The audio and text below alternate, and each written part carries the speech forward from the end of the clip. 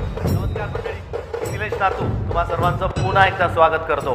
तुम्ही पाहताय पुन्हा गाडगे आणि सन्स प्रस्तुत powered by Manikchand Oxyrich, special partner Mandke hearing services आणि पूर्वाचे सेवर. जय गणेश. जय गणेशमध्ये तुमचं पुन्हा एकदा स्वागत आहे. लक्ष्मी रोडवरती पुण्याचं दैवत समजल्या जाणाऱ्या गणपतीचं आगमन झालेलं आहे.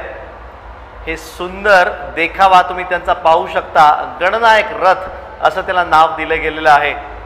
क्षणोक्षणी स्वतःचे रंग बदलणारा असा हा रथ. 14 बैल त्याला खेचतायत. 7 बैल जोड्या लावलेल्या आहेत आणि तो अख्खा रथ खेचला गेलेला आहे. पुढे पुढे मार्गक्रमण करत चाललाय. हे अप्रतिम असं विहंगम दृश्य तुम्ही फक्त पाहू शकता ते जय महाराष्ट्रवरती. ही पूर्ण मिरवणूक आम्ही तुमच्याकरता लाईव्ह घेऊन येतोय, त्यामुळे कुठेही जाऊ नका.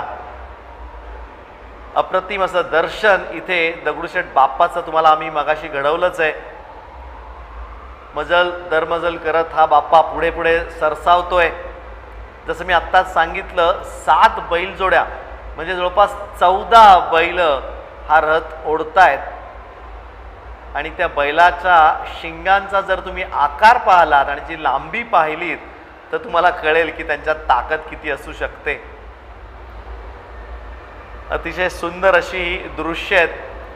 आणि माझ्याबरोबर चर्चेत सामील होत आहेत ते चेतन केतकर, पर्यावरणपूरक गणपती कारखान्याचे प्रमुख आहेत आणि इंडसार्ट्स अँड क्राफ्ट संस्था ते चालवतात. चेतन, खूप खूप स्वागत आहे. शाडू माती आणि POP मूर्ती याबद्दल वाद अगदी जोरदार चाललाय चेतन सध्या. तर याबाबत काय सांगाल? गेली साधारणतः 25 वर्ष या उद्योगात आम्ही कार्यरत आहोत. सुरुवातीला सगळ्यांप्रमाणेच खरं तर आमची सुरुवात ही POP गणपतींपासून झाली. पण पर्यावरण प्रेमी असा होतो मी. गड किल्ल्यांवर फिरत होतो, निसर्गात फिरत होतो. त्याच्यामुळे कुठेतरी आपण पर्यावरणपूरक देखील गणपती बनवावे असं मनात होतं. सुरुवातीला POPचे गणपती बनवले आणि मग जसा अभ्यास करत गेलो तर तसतसं समजत गेलं की पर्यावरणासाठी एकाच ठिकाणी POP खूप मोठ्या प्रमाणावर विसर्जन होणं हे पर्यावरणासाठी खूप हानिकारक आहे. जरी एक प्रकारचं मिनरल म्हणजे खनिजच असलं जे जिप्समपासनं बनतं 120 डिग्रीला आणि निसर्गासाठी एकाच ठिकाणी ते जर का म्हणजे जेव्हा ते पाण्याबरोबर मिक्स होतं तेव्हा त्याचा केमिकल फॉर्म्युला बदलतो आणि मग ते एक कडक पदार्थामध्ये त्याचं कन्व्हर्जन होतं. आणि जर का ते एकाच ठिकाणी जर का पडलं तर ते नदी नाल्यांसाठी जिथे ते वाहून जातं त्या जागांसाठी मात्र ते खूपच हानिकारक असेल असं जेव्हा मला कळायला लागलं तेव्हा मग आम्ही खऱ्या अर्थाने पर्यावरणपूरक गणपती म्हणजे मातीच्या गणपतींकडे शिफ्ट झालो. म्हणजे शाडूची माती ज्याला आपण म्हणतो. पण ही शाडूचीच माती का निवडली जाते आणि ती कशापासून खरं बनते? शाडूची माती ह्याचे बेसिकली जे सगळ्यात जास्त खाणी आहेत या गुजरातमध्ये आहेत. शाडूच्या मातीला खऱ्या अर्थाने जर का आमच्या सिरॅमिक इंडस्ट्रीमध्ये जर का बघितलं गेलं तर बॉलक्ले किंवा बेंटोनाइट अशा 2 प्रकारच्या, एक खनिज आहे आणि एक माती आहे, या 2 प्रकारांमध्ये शाडू माती उपलब्ध होते आणि ती मोठ्या प्रमाणावरती उपलब्ध होऊ शकते आत्ता तयार प्रमाणामध्ये. त्याच्यामुळे आधी एकतर शाडू मातीचा वापर केला गेला आणि आता हळूहळू आपण लाल मातीकडे वळतोय. पण लाल मातीच्या अशा काही खाणी नाही आहेत. म्हणजे त्याची एकतर कॉम्पोजिशन्स लागतात वेगवेगळी. मग ती काळ्या मातीबरोबर जावं लागतं. कधीतरी त्याच्यात सिलिका म्हणजे वाळूचं प्रमाण जास्त असेल तर ते मिक्स करावं लागतं. कारण तुम्हाला माहिती आहे की आपल्या इथला जो चिकटपणा आहे मातीमधला, काळ्या मातीमधला, तो खूप जास्त आहे आणि त्याच्यामुळे त्याला क्रॅक्ससुद्धा खूप पडतात. त्याच्यामुळे ते खऱ्या अर्थाने मूर्तीसाठी माती बनवणं आणि त्याच्यासाठी ती प्रोसेस करून मग लाल माती तयार करावी लागते. त्याच्यामुळे हळूहळू लाल मातीचं प्रमाण वाढतं आहे पण अजून थोडासा वेळ लागेल. कारण शाडू मातीसारखं मुबलक प्रमाणामध्ये ही माती एकतर उपलब्ध नाही आहे आणि ती प्रोसेस तयार मातीसुद्धा मिळणं फार कठीण आहे. या दरम्यान आपला ड्रोन पोचला होता तो अगदी मागे म्हणजे बेलबाग चौकात जिथे ही मिरवणूक सुरू होते तिथे तुम्हाला घेऊन गेला होता. बघितलात किती मोठा मार्ग आहे. 7 चौक आहेत. सकाळपासून आपण सांगत आलोय. लक्ष्मी रोडला बेलबाग चौकापासून टिळक चौकापर्यंत हे दोन्ही चौक पकडले तर 7 चौक असतात. त्या 7 चौकामध्ये ही मिरवणूक चालू असते. अशा प्रकारचे चांगले चांगले देखावे देखील तुम्हाला पाहायला मिळणार आहेत. पण शाडू मातीच्या बद्दल आपण चेतन बोलत होतो, तर शाडू माती जर आपण गणपती मूर्ती त्याची विसर्जन केली तर ती 100% विरघळू शकते. जर का प्युअरली शाडू मातीची मूर्ती असेल तर विरघळायला साधारणतः 15 ते 20 मिनटं लागतात जास्तीत जास्त. आता काही जण मार्केटिंगचं वेगवेगळे प्रकार वापरून POP मध्येच शाडू मिक्स आहे, तुम्ही सहज घेऊन जा ही विरघळेल, असं काही घडू शकत नाही. कारण दोन्ही मटेरियल्स पूर्ण वेगळी आहेत. शाडू माती ही पूर्ण वेगळी आहे आणि प्लॅस्टर ऑफ पॅरिस म्हणजे POP हे पूर्ण वेगळं आहे. दोन्ही मिक्स करून काही मूर्ती तयार होऊ शकत नाही आणि तशी कोणी जर का सांगत असेल तर ती तशी विरघळणार देखील नाही. आता शाडूच्या मातीची मूर्ती मी मगाशी म्हणलं त्याप्रमाणे जास्तीत जास्त 15 ते 20 मिनटात, म्हणजे तुम्ही जर का घरात बादलीत विसर्जित केलीत तर 15-20 मिनटात तुम्हाला ती माती तयार झालेली मिळेल, खालती गाळ साठलेला दिसेल. आणि तशीच लाल मातीसुद्धा आहे. थोडंशी त्याच्यातली चिकटपणा, मी जसं मगाशी म्हणलं तशी प्लास्टिसिटी खूप जास्त आहे मातीमध्ये, त्यामुळे थोडा वेळ जास्त लागतो. साधारणतः 1 ते 1.5 तासामध्ये लाल मातीची मूर्ती विरघळून आपल्याला खालती गाळ तयार झालेला दिसू शकतो. पण जसं तुम्ही आता सांगितलं की शाडू माती अक्षरशः 15 मिनिटामध्ये पूर्ण विरघळते मूर्ती ती, तर ती आपण माती आपल्या झाडांमध्ये वगैरे टाकू शकतो का? ती हानिकारक असू शकते का नाही? अगदीच म्हणजे आत्ताचा कळीचा मुद्दा आहे आणि आम्हाला सुद्धा बऱ्याच ठिकाणी हा प्रश्न विचारला जातो. तर कुठलीही म्हणजे लाल माती असो अथवा शाडू माती असो, दोन्हीची कॅरेक्टर्स सेम आहेत. चिकट माती आहे, त्याचे केमिकल फॉर्म्युलांमध्ये आपण जर का डीपली गेलो तर दोन्हीसुद्धा सेम आहे. म्हणजे ॲल्युमिना, सिलिका आणि केमिकली कंबाईंड वॉटर या तिन्हीपासून तयार झालेल्या या सेकंडरी लेवलच्या क्लेज आहेत.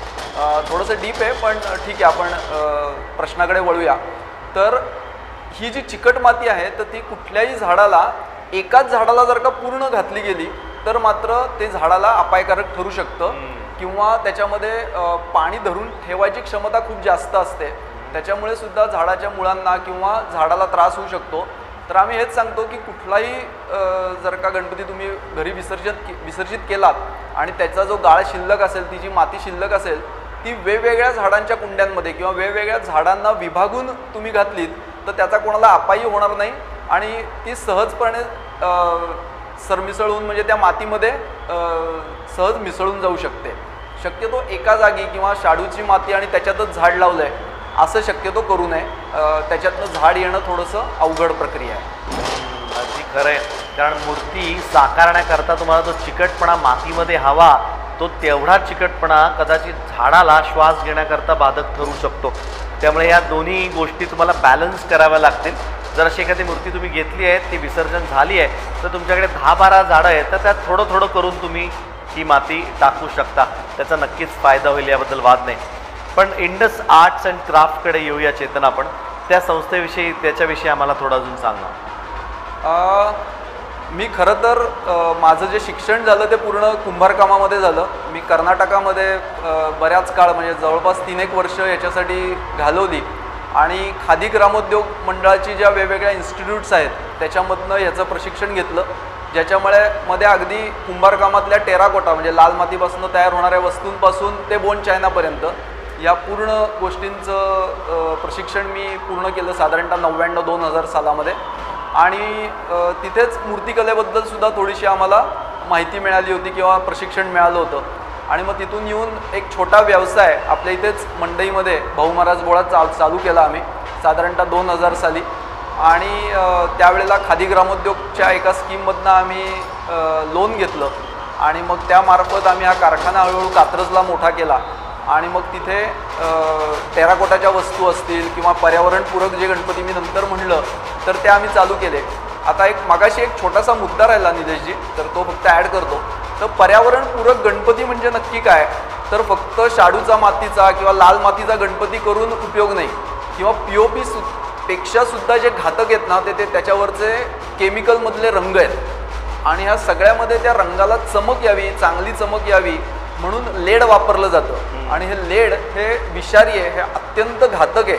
म्हणजे कुठल्याही सजीवासाठी, सृष्टीसाठी हे अत्यंत घातक आहे.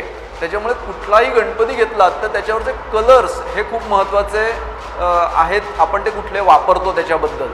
आणि मग त्याच मुद्द्याला जोडून थोडंसं होतं म्हणून मी पुढे बोलतो की म्हणून मग आम्ही हळूहळू काय केलं ना की हळद, मुलतानी माती, आपला गेरू म्हणजे काव असे जे कलर्स आहेत आणि मग थोडे काही ठिकाणी जिथे आपल्याला डोळे वगैरे काढावे लागतात तिथे पोस्टर कलर्स, अशा प्रकारे आम्ही त्या गणपतीला रंगवायला सुरुवात केली. आणि आता एक प्रकारे पूर्णपणे इको फ्रेंडली गणपती हा आम्ही आता गेली 10 वर्ष बनवतोय. आणि फक्त आम्ही तेवढ्याच मूर्ती बनवतो, आम्ही केमिकल कलर्स वापरून कुठलाही गणपती आता आमच्या इथे बनवतच नाही. वा, ही खूप मोठी उपलब्धी आहे की पोस्टल कलर्स वापरूनच तुम्ही आता गणपतीचं पेंटिंग देखील आहे. कारण तो एक महत्त्वाचा मुद्दा असतो, त्यावरती खूप काम केलं जातं. तसं पाहायला गेलं तर बारकाईने तुम्हाला डोळ्यांचा जो भाग आहे तो विशेष चेतन लक्ष देऊन त्यामध्ये पेंट करावा लागतो.